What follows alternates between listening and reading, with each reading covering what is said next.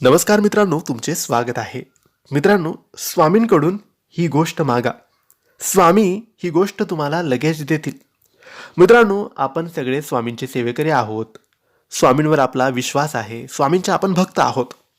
पण आपल्याकडून नकळत काही चुका होतात आणि ज्यामुळे आपल्याला अनुभव येत नाही किंवा प्रचिती येत नाही किंवा आपण जे मागतो ते आपल्याला मिळत नाही.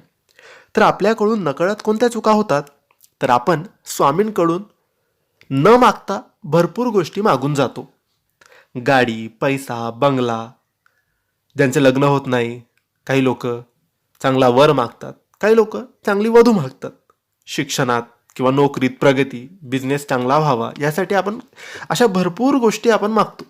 पण इथेच आपल्याकडून चुका होतात, कारण या गोष्टी स्वामींकडून मागायच्याच नसतात आणि हेच आपल्याला कळत नाही. मग स्वामींकडून काय मागावं? असं तर भरपूर गोष्टी कुठे ना कुठे सांगितलेल्या असतात की स्वामींकडून ह्या मागा, ते मागा. पण आज या व्हिडिओमध्ये आम्ही तुम्हाला अशी एक गोष्ट सांगणार आहे जी तुम्ही स्वामींकडून नेहमी मागा, सतत मागा, रोज मागा. आणि ही गोष्ट जर तुम्हाला स्वामींकडून मिळाली तर मग गाडी, पैसा, बंगला, जेही तुम्हाला हवं आहे, बिझनेस, शिक्षणात प्रगती, नोकरीत प्रगती, ते मग बघण्याची गरजच नाही.